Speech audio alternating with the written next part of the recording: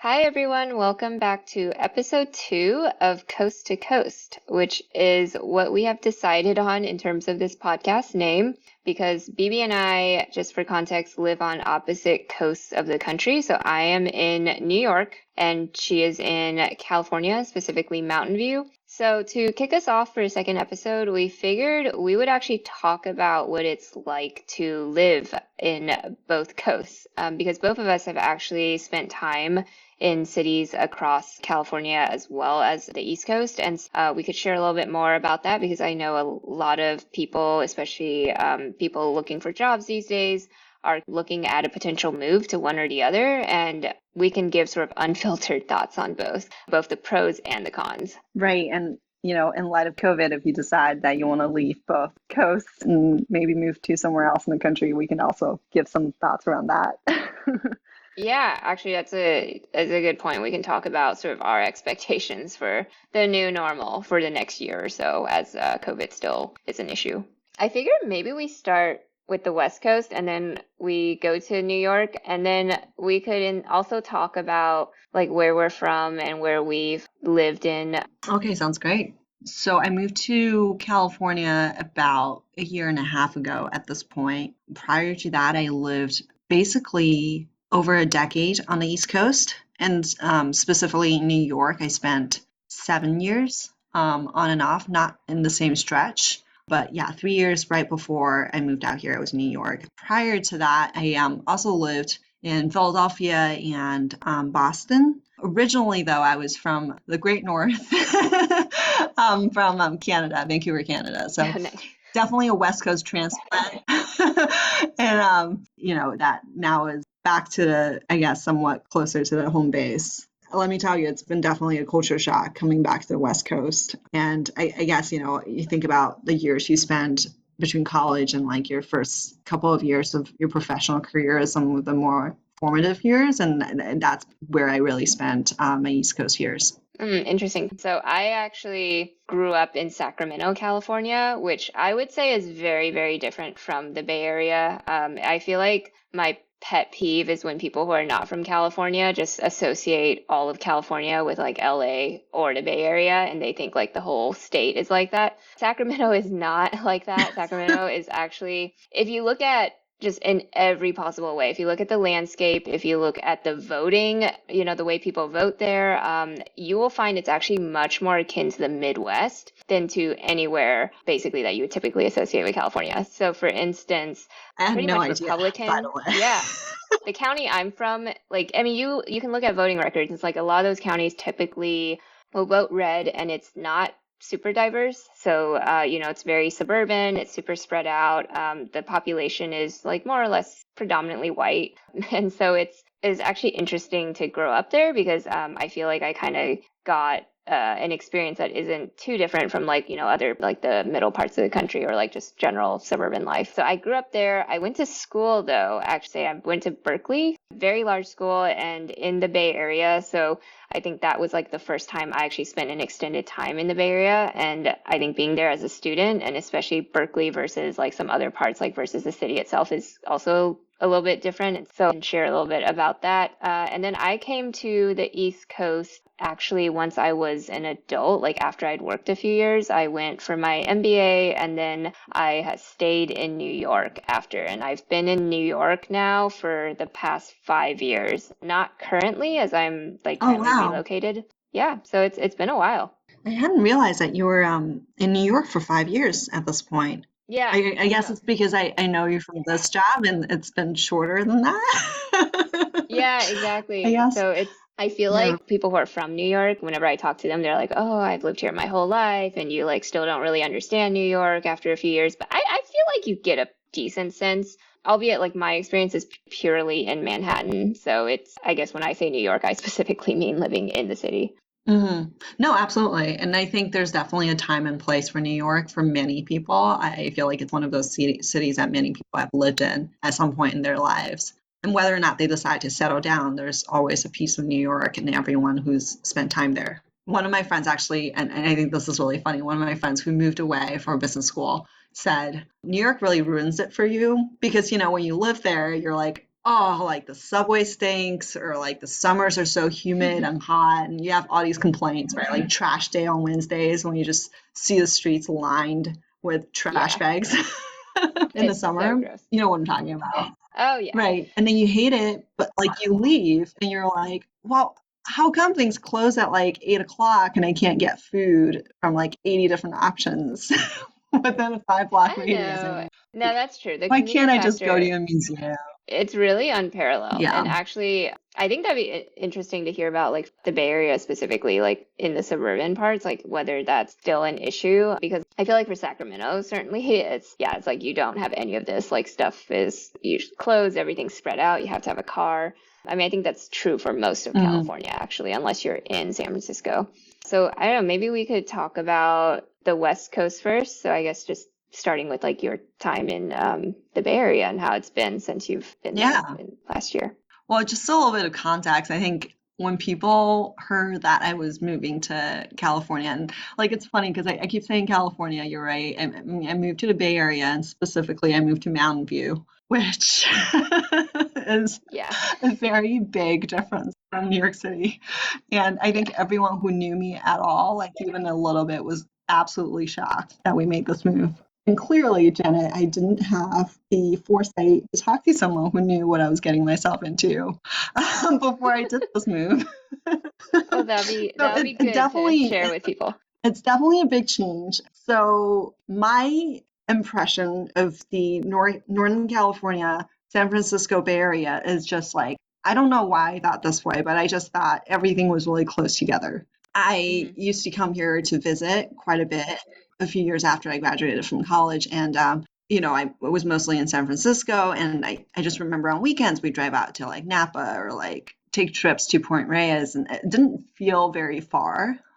So I Hmm. figured if nature and all these different things could be so close to San Francisco, how far could Mountain View be from San Francisco proper?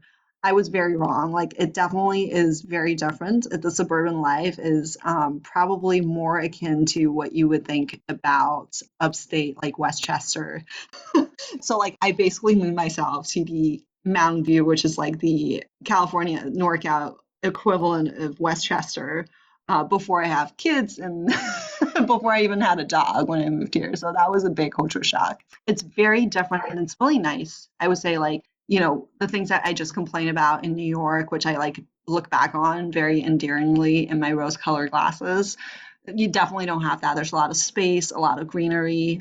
You feel a lot more open, but you also, like you said, Janet, like you don't have that many options. I think from like just like a convenience perspective, we're so on the coast, and there's a lot of diversity of options, but it just isn't the same. You definitely don't have that many options after 9 p.m. on any given day, which is something to Hmm. get used to. That being said, people move here because the schools are great and you definitely get more space. And during COVID, frankly, it's been really nice to not feel like you're stuck in like a tiny little box, right? Which is what a lot of Manhattan living seems like. So, even though you're much closer to good, hiking, skiing, wine country, and all that stuff from San Francisco than you are from New York to sort of some of those places, you have a really big commute culture around here. So you have lots of people living in the suburbs or doing the reverse commute from San Francisco proper to the suburbs for their jobs.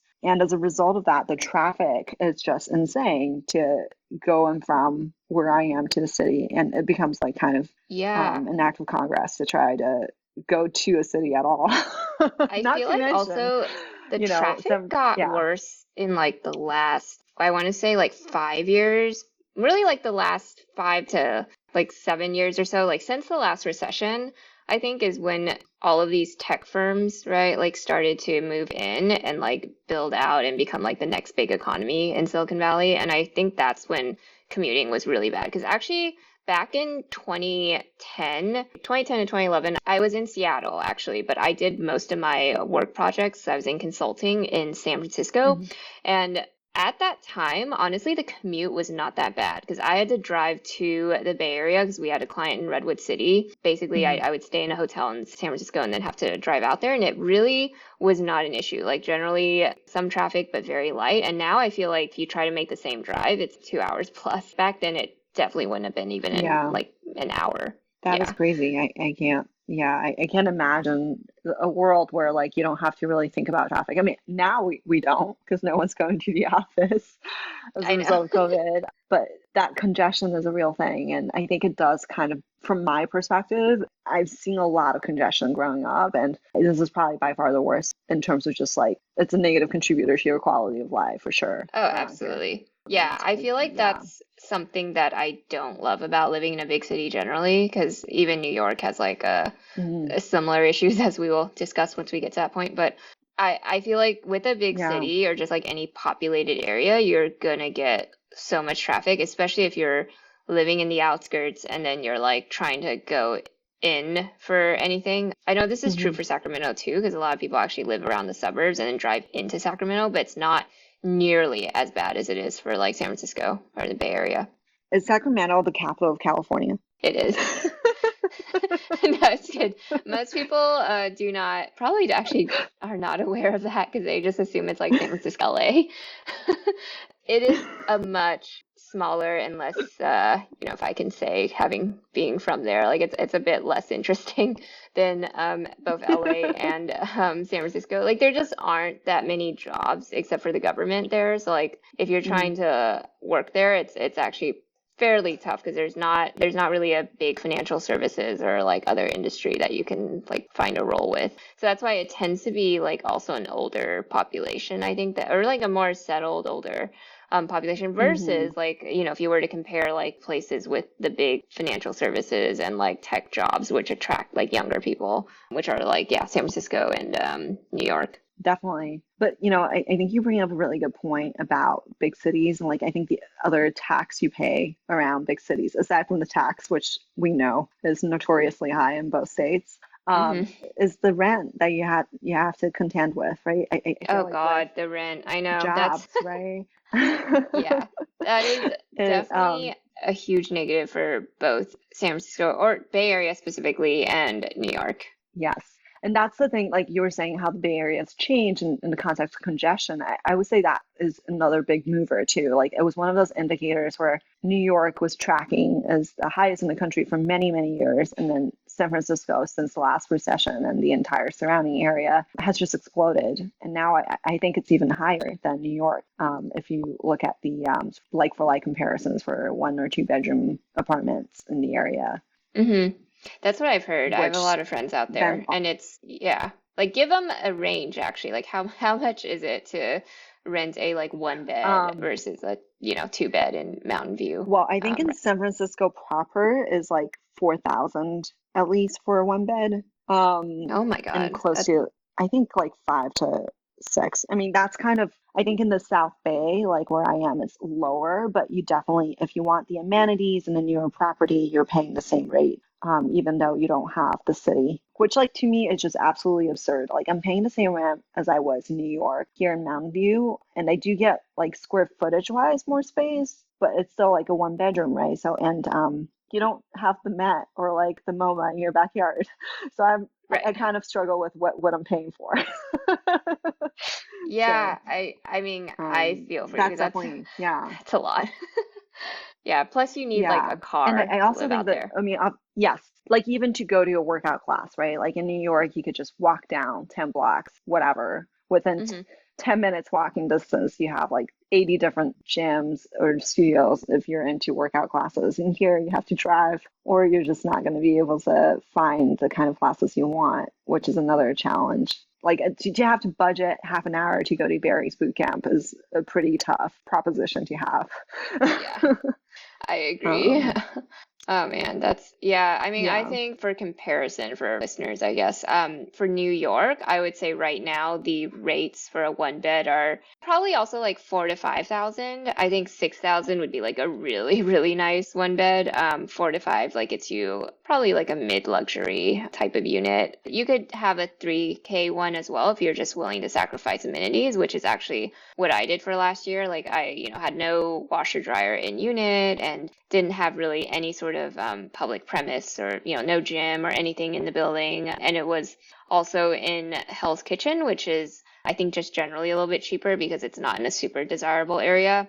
So, anyways, all of those factors you can kind of factor in and you can get somewhere nicer for a little bit less. And then two beds are, yeah, like, I mean, I haven't personally looked, but probably 6K and up. But that's crazy. I actually think San Francisco likely is more expensive than New York now. Yeah, and like that's just, looking at the rent prices. If you think about home sales, if you start thinking about Oh, buying a yeah. place or trying to build out your families, New York is very expensive, but you get better transportation to the surrounding areas like New Jersey, Westchester, with like all those, links that you have Mhm. available compared to San Francisco. And so like all of a sudden, like the price you have to pay to buy a home here is also, I think, a lot more if you really have to sort of think about how you get from point A to point B. And going back to the original point, congestion, like you have to really think about how much you're willing to put up with from that perspective as well. Mm-hmm. Oh, yeah. And I think people don't realize that when they move to San Francisco as well. I mean, maybe if you live in the city and you're like young and you don't want to live in a house per se, then maybe it's still like a similar experience. But that's it. I've had a lot of coworkers actually that have also like struggled with like living in San Francisco. Like they just say it's not nearly as much stuff to do as New York. It's just as expensive, if not more expensive. And it's also there's a lot of social issues, obviously. I mean, I'd say both cities suffer from like homelessness, but I think San Francisco might be a little bit worse in that regard just because of, I guess, the nature. Like San Francisco is that it's always been like very friendly towards homeless folks. And I think the weather is also a lot nicer and more conducive. That's also an issue in New York, though, for sure. So it's not to diminish the problem in New York, but I think it's more concentrated geographically in San Francisco. Yeah, I would say San Francisco is more concentrated, and obviously I can't speak for San Francisco because I don't live there. But I think part of it too is just because there's like on a per capita perspective, like there's just a higher, like you said, more concentrated sort of number. And I actually think New York has done a much better job providing social services. Like there are enough beds in homeless shelters in New York for every homeless person in the city. You don't have that in San Francisco. In Wow. addition to that, you also like I think San Francisco has just been pretty slow to, not to say they're not making efforts. I know that's like number one priority in many ways, but like I think it's been pretty slow to sort of take the steps necessary to make it from a housing supply perspective more affordable. So like I think to go into that deeper would to say like the average wage in the Bay Area is just so much higher than elsewhere. It's probably like I'm looking at some numbers. It's like I think in San Francisco it's $96,000 per year Hmm. for the average salary. In New York, which is, as we know, a place with tons of jobs, really like exciting opportunities for anyone in all walks of life, the average wage is 57,000. So like when you look at those stats, like the contrast between how much you're able to afford and what the housing supply looks like, with San Francisco being an earthquake zone, you can't build up, means that there are Hmm. people who wouldn't be homeless in New York who end up on the streets because if you're a school teacher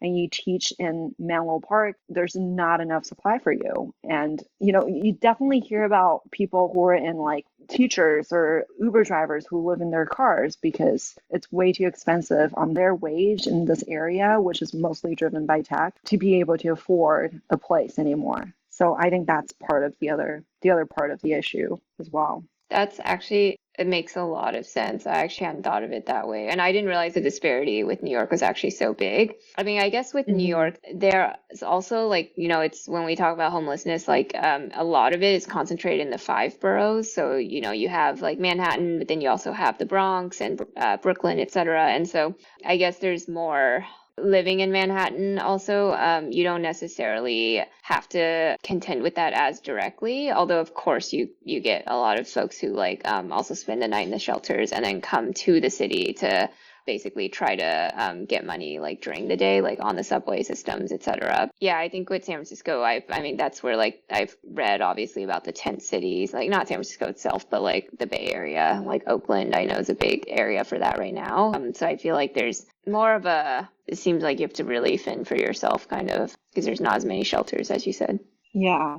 And I just think like, especially in like some of the more affluent suburban areas, I don't think the local governments are very open to building. I think in general, people Yeah. in those areas tend to think more supply means their housing prices will decline or whatever, like without really thinking about the real like economics of like what an incremental like complex would do for the actual supply, which is like under supplied for the demand for this area over the last decade. So I do think that culturally is part of the other sort of driver for why people that you normally wouldn't see on the streets in New York are actually homeless here as well. So it's Hmm. all like pretty much like, I'm sorry to go on a little tangent, but I think, yeah, there's a lot more to be said about sort of, this explosive growth that you've seen in the Bay Area over the last decade, like you mentioned, Janet, and, what they're doing to try to keep up and how the infrastructure isn't really keeping up with that level of demand.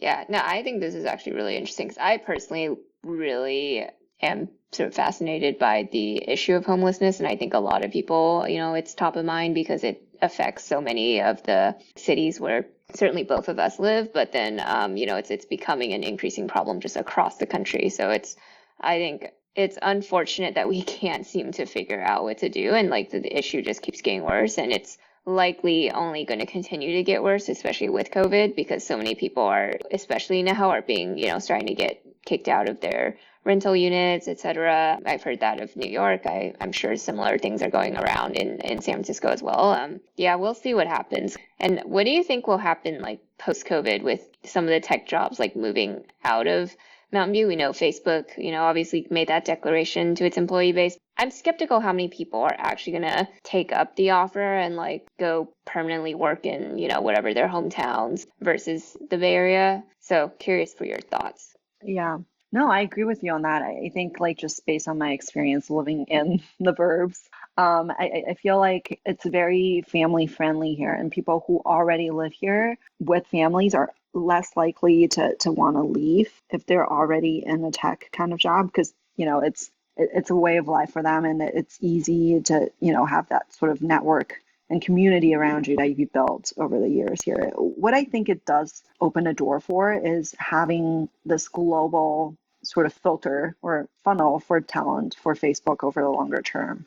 And I think what that means is more so like instead of hiring only from, the US technical, not technical, but like US schools for really, engineering focused, you now have the ability to hire from a University of Warsaw kind of graduate right away as like a full-time, sort of onshore, quote unquote. I don't know what the right word for it is, but like it will be like someone that isn't just going to be working on a different time zone to help support some things. They could do the actual work too. So I think like it's going to be a transition that happens over much longer time, probably over the course of the next 10 years. But yeah, I think what that'll do is probably lessen the sort of pressure on this like sort of inflow of people into the area, because then you're able to start to see fewer and fewer people being brought into the area specifically to live, but more remote workers who are working for these growing big tech companies around the world who come here maybe once or twice a year for company offsites and whatnot. And that for me, I think from my perspective, I think that's a really good thing for the entire area and for the companies and just overall, because, I don't know that so many people are actually going to leave permanently after COVID from the area, people who already live here. But I do think that not having that growth hinge on this infrastructure that's already sort of overwhelmed in the next decade will be a really good thing for the area to be able to sort of take a breath and really reorganize around what they can be doing a little differently to support this growing population. Mm-hmm. That's such a good perspective. I completely agree. I mean, I didn't even think of that. Like the impact on the future is really what matters. And then, yeah, hopefully the local governments can start to get their, stuff together so they can finally start to, address some of these existing issues. Yeah, it's Yes, absolutely.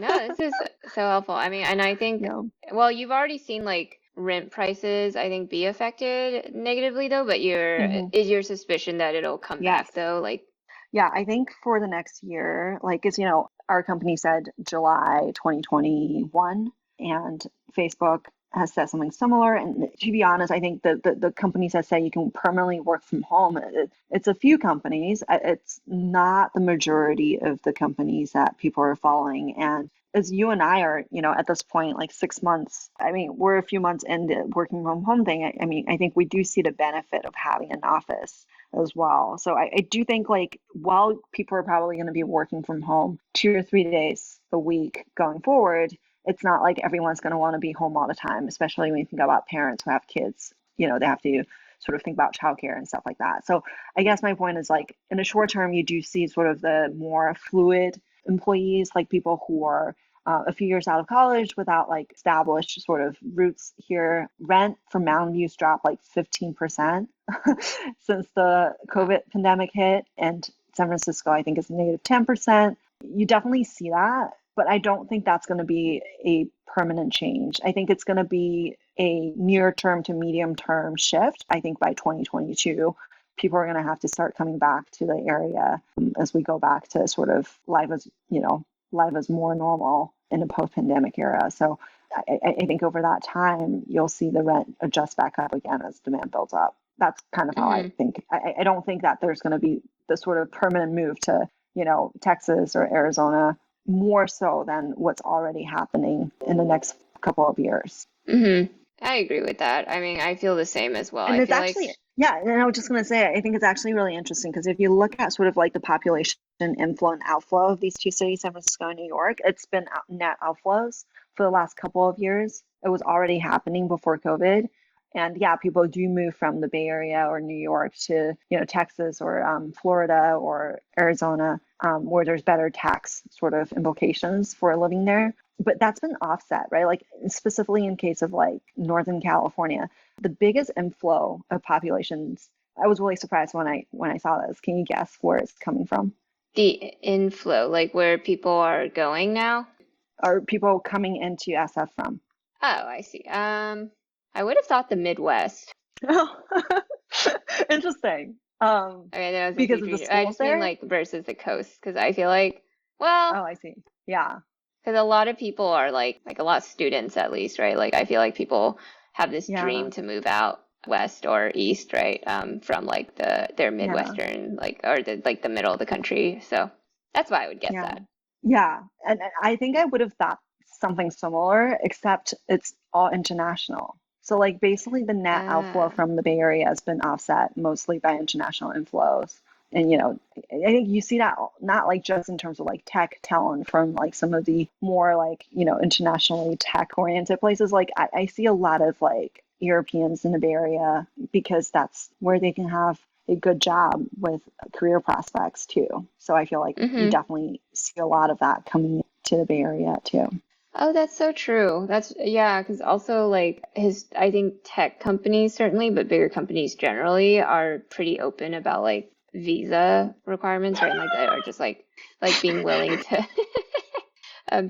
to help international folks or like whatever, what am I saying? Like help them apply for the visa and like get the workers just like mainly for their skills, right? Kind of irregardless of that process. Obviously, it's gotten a lot harder, and I know like some of the restrictions even this year have challenged our fellow international coworkers. I'm interested to see how that might change the inflow as well. Because also, I feel like with other countries seeing how the US has handled COVID like very poorly, like I don't know if there's going to be like a stigma against like coming and working in the US now. Because certainly I feel like Asian countries probably feel that. So, That's a really good point. I think it's definitely going to be interesting to see how we're perceived on the international stage. yeah. Despite sort of having the right opportunities, are people still going to be as attracted to it for other reasons?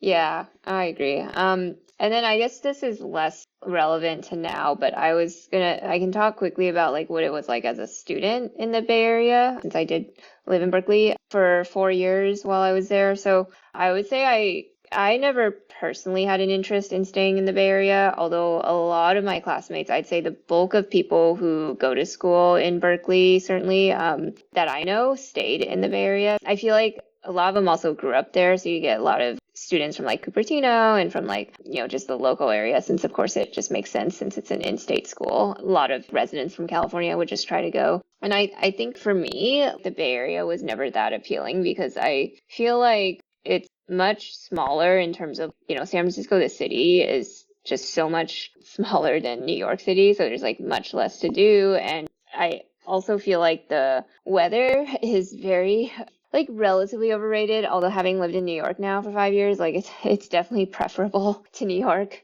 but it's very, very like gray and rainy. Certainly on the East Bay side. I think when you get to like Palo Alto and Mountain View, you tend to have much more like sunny days and clear weather. But because of like the mountain ranges are, like if you live in San Francisco or if you live in the East Bay, like Berkeley, Oakland, it tends to be really cloudy and really gray, not unlike Seattle, which is another city I lived in. So it was always a little depressing for me, and that was like one reason why I didn't personally really enjoy, my time in the Bay Area.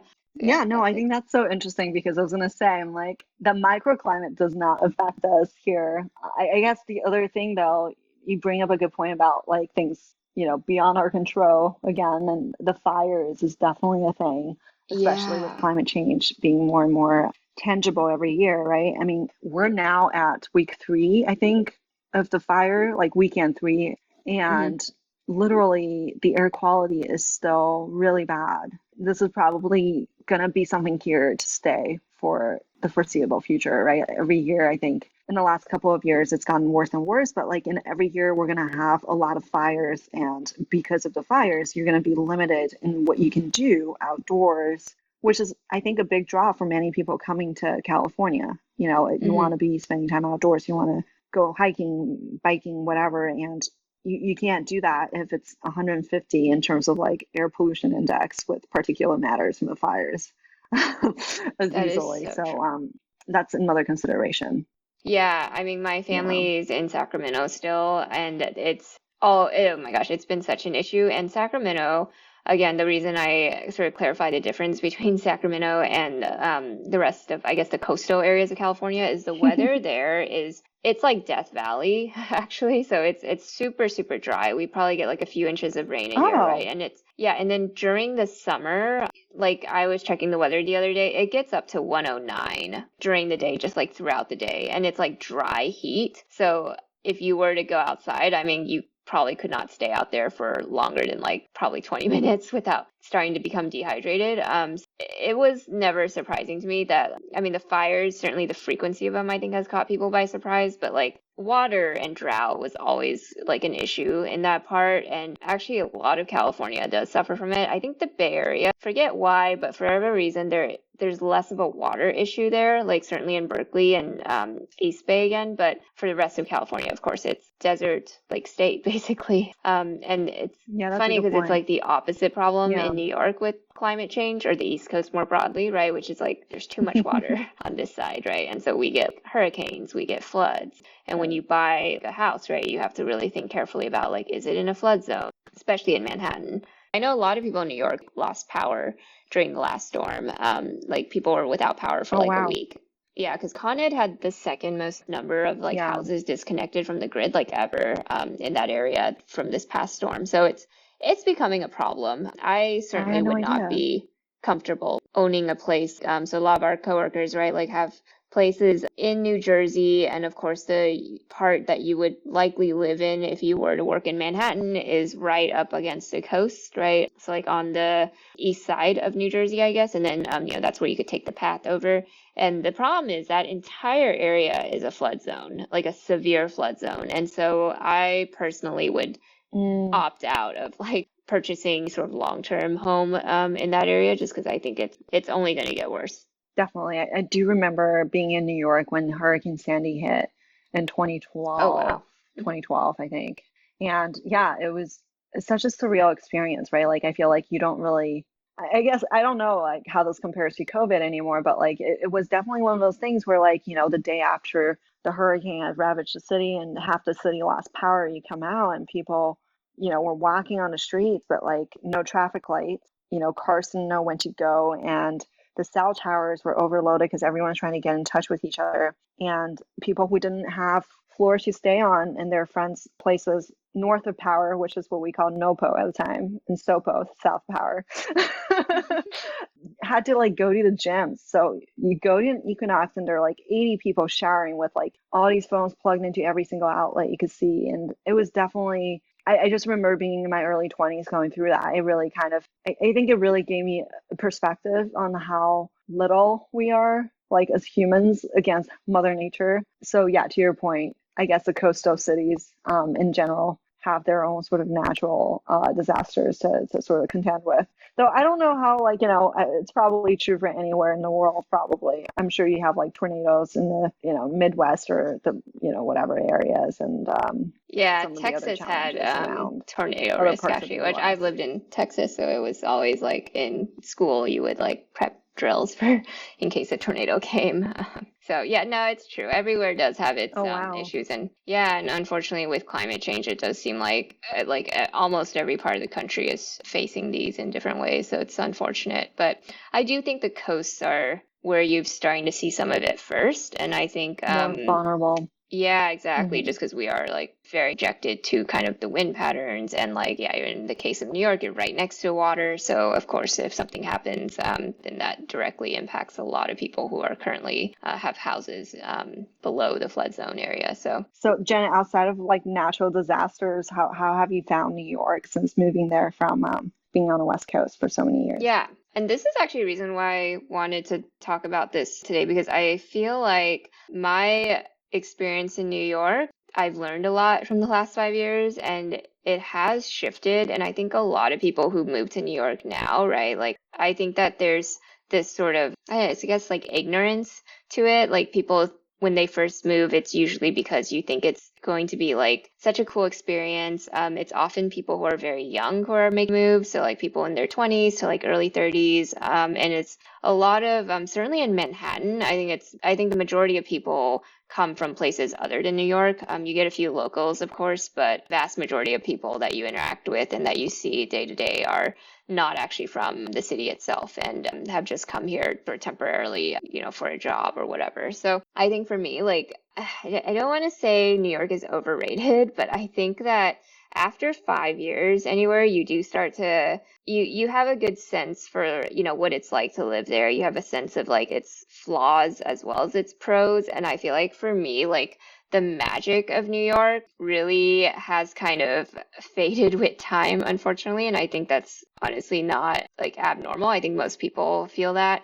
Like the first 2 years, I think, you really are swept in by the environment because it is such an exciting city because there's so many people. There's really nowhere else, certainly in the US, where you can find the level of things to do and just the amount of history and just the great amount of like diversity and restaurants. Like it's very, very unlike, anywhere else you could live in. Certainly even like San Francisco can't really hold up to the amount of things you can find in New York.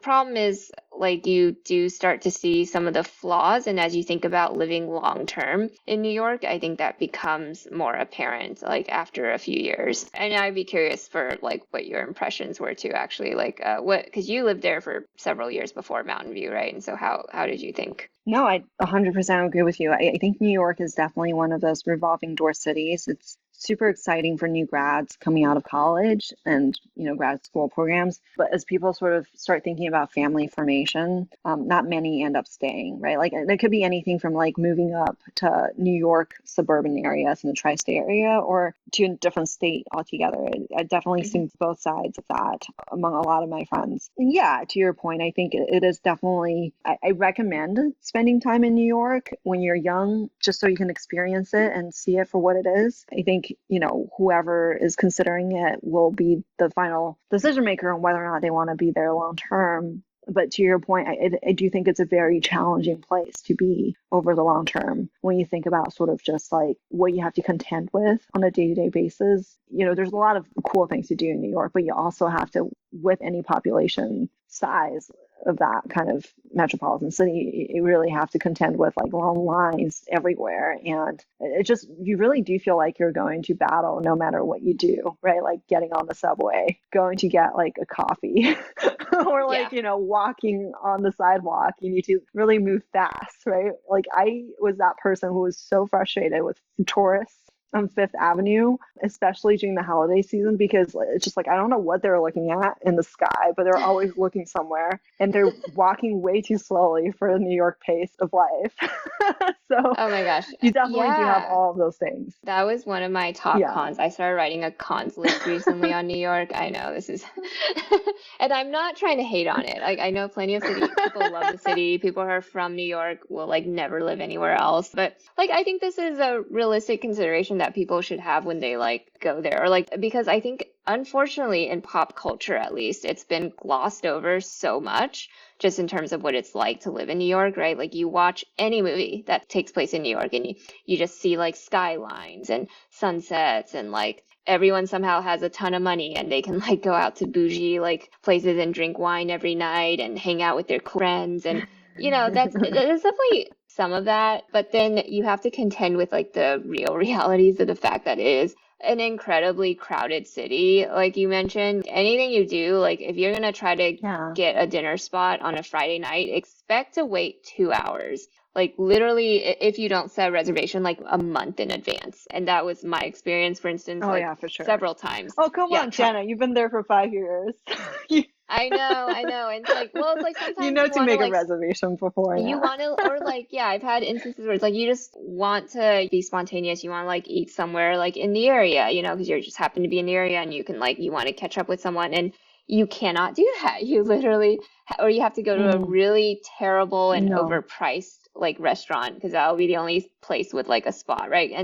And now I think with COVID, obviously, like that has really exposed a lot of the infrastructure problems with the city, which is, it really relied on sort of economies of scale and like the willingness of people to like be crowded and to do Hmm. anything because that's why restaurants struggled so much is because their rents have been priced to a point where they cannot sustain themselves unless they fully pack the room, right? And that's why you get tables that are like 6 inches apart like in a Mm, normal context and you get like can barely hear yeah. hear each other because it's so crowded and it's so like echoey. And now it's like, I don't really know what, frankly, a Hmm. lot of these places are going to do. And I think it is going to result in the permanent shuttering of a lot of these like boutique businesses, especially because it just Yeah. doesn't make sense at that price level if you cannot expect like a constant, Hmm. revolving door of people to come in and out like every day. But No, I that's so also true. think, It's unfortunate because New York was already so competitive from that perspective. what do you mean by Oh, I was just competitive saying as like, oh, like 50% of restaurants closed within the first year of operation. There's some like I don't know if Oh, that yeah. stat's so true, but even before COVID, that's kind of the rate of survival rate of restaurants in New York. Mm-hmm. So that's Yeah, pretty and crazy. honestly, it just, I mean, you do get a good selection of boutique restaurants. I think you actually get a better selection of them in New York than you do actually in other parts of the country because you go to a suburb and you just see like KFC, Chick-fil-A, whatever, like most frequently. You go to New York and you can actually find a lot of Hmm. small like niche restaurants specializing in something. The problem is sometimes it does feel like you either become really, really, really hyped up then you're charging absurd prices, because you're known to be trendy and you're in like a good spot, whatever. Or in the alternative, you just have to shutter your doors after like a year of business. I Yeah. personally, I think of 5 years in the New York restaurant scene, and you kind of, it becomes less of an appeal, I guess, to the city because it's also always overpriced, and you just sometimes, you don't want to spend like $30 for an entree plus like $20 for a drink, for dinner. And Yeah. not to mention, I think the thing I always struggled with in New York was just the number of hours the average New Yorker works, right? Like everyone works Yes. so many more hours, I think, compared to everywhere else. So while you have this amazing city with all these things to offer, you don't get to really enjoy it if you actually live and work there. Oh, so true. So I mean, it is definitely an oxymoron. I think both of Yeah. us like definitely were like workaholics when we lived there. So, You because the still live main there, by the jobs, way. I know I technically still live You there, but I still live feel there, like, by the way. yeah, I mean, now with, obviously not having to be there, I feel like it's been such a breather to like just get to stretch out and, have a big place that I'm not paying like 4,000 a month for, and actually have like a driveway and a backyard. Like you can't get that in Manhattan. And it's frankly, it's hard to do that anywhere in New York unless you have a lot of money. Or you go into New Jersey or like, yeah, Westchester or like Mhm. upstate, which then per what we were discussing earlier, right, with the commutes in Mountain View, like the commute in New York, if you are not able to live in the city, and frankly, even if you live in the city, like that's always going to be a area of contention. Like I had many coworkers that commuted like 2 hours each way, either driving or via like 2 train transfers to get to the office. And that was kind of the daily norm. And having spoken to a lot of these coworkers now that we're working from home, like that is like the number one positive is which is like pretty obvious because like who wants to spend 4 hours of their day commuting? But yeah, it's not an option otherwise because Definitely. yeah, because the issue is if you want to have a family and you are not like multi-millionaire who top of the whatever of some financial services company, like I feel like it's really impossible to sustain a good quality of life without moving out of the city because you are going to be like really cramped. You're going to have very expensive childcare if you're able to access it. And then of course, this is it's kind of a circle because then it's like to sustain your nice place, you have to work, but then yeah, you have to pay all these like extra bills on top of that, and then you're not with your kids a lot, which is what I think also breeds the workaholic culture as well, is because you just have to have that in a lot of these jobs that are able to let you like live a nice life in the city. Yeah, that is certainly the cycle of things, especially in New York. Yeah, and so that was on my list as well. And I mean, I guess I can just go through my list actually, people. So I think Yeah. I think we already touched on two of the big issues. I think the other thing is it's also a very like materialistic culture, in my opinion, compared to certainly many parts of the country, because there's always the pressure to look good as well as to look the part, whether that's a professional services person or just like a middle class like worker in your job. You feel like a lot of pressure to like have to dress well and have to splurge on like the expensive bags. I think this is true for both men and women as well in the city. I think you get more of like the culture where it's just like encouraged to show off your nice big brand whatever purchase, and a lot of people wear very trendy pieces and quickly change their fashion with the season. So you get a lot of people who wear the same things on the streets every day, right? Because I think they're kind of a part of that workaholicism, but then also like the fact that the city is very young. And so a lot of the people who are there, they're at that age also where you're trying to impress other people for the sake of your career and just like personally, right? And so you constantly feel that urge to where you like have to catch up with, whatever hot trend and like show off to others. Yeah, I don't know That if is a you really good felt that. point. I definitely like remembered thinking about that as a really big positive moving to the Bay Area and then had forgotten about it. I do remember I used to buy so much more just clothing and stuff like that when I was in New York. And now like people don't really care what I wear, so it doesn't really matter.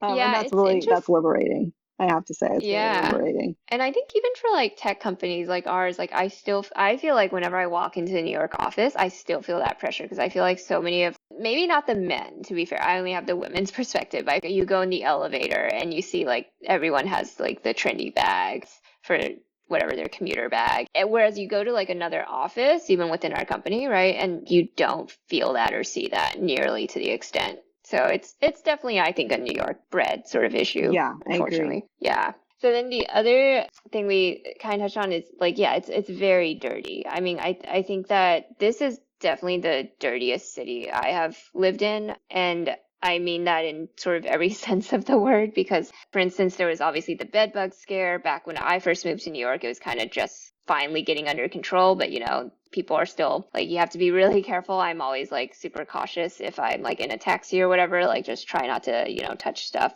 Then like the subway was always a problem because the subway, like, I mean, I've had instances where you get on the subway and you see all sorts of stuff because they never previously washed the cars or anything. And there's obviously a lot of commuters and also a lot of homeless people who like sleep in the cars. And then a lot of people have dogs in the city too. And so anywhere you walk, just on the sidewalk, because when they take their dogs out, like there's no like green grass area that they can really like go, and not everyone is super conscientious about like picking up after their dog, so you get a lot of waste and whatever on the street from that. It is a little unpleasant. I think it varies also by what part of the city you're living in. Hell's Kitchen was definitely the worst. I also lived in the Upper East, and Upper East, everywhere is sort of consistently, there's going to be that base degree of kind of grunge you have to get used to, but Hell's Kitchen, because of its proximity also to like the Lincoln Tunnel, it was also very polluted and just like really like even the air was felt really dirty.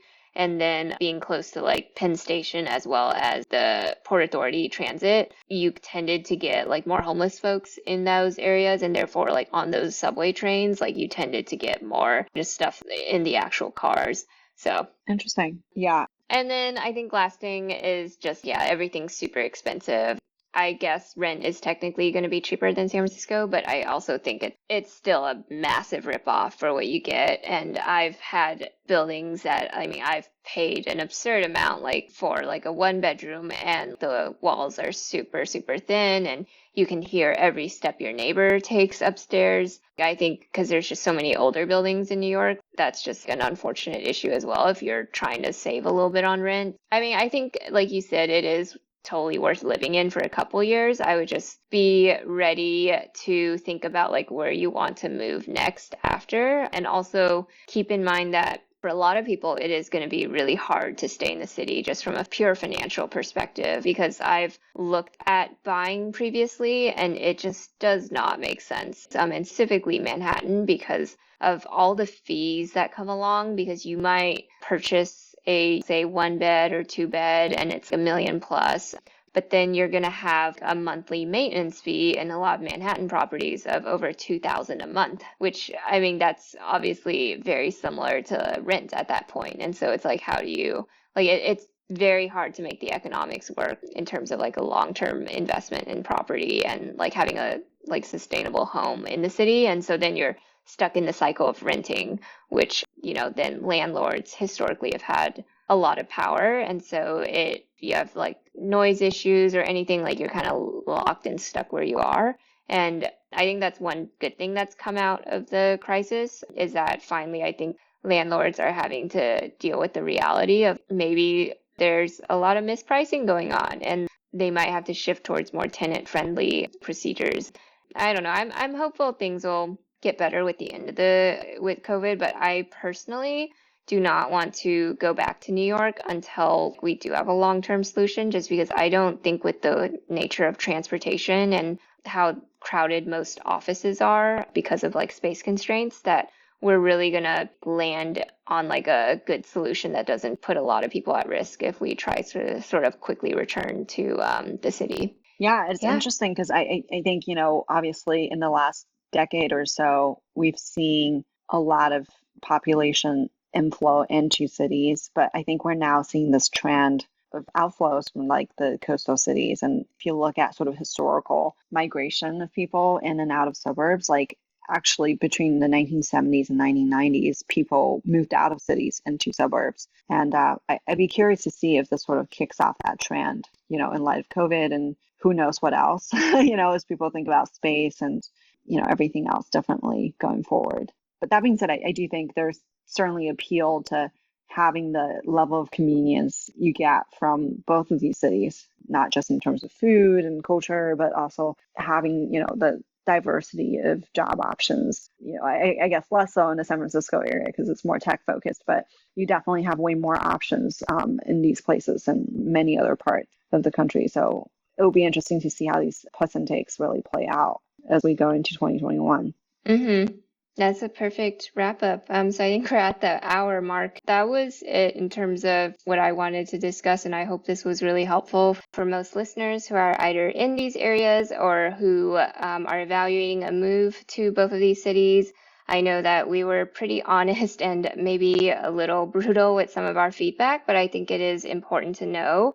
And I think it's like some things and topics that are unfortunately not that often discussed in terms of the reality of what life is like when you live in either coast. So hopefully this was helpful, and please subscribe and give us a 5-star review, and we will look forward to discussing again in the next episode.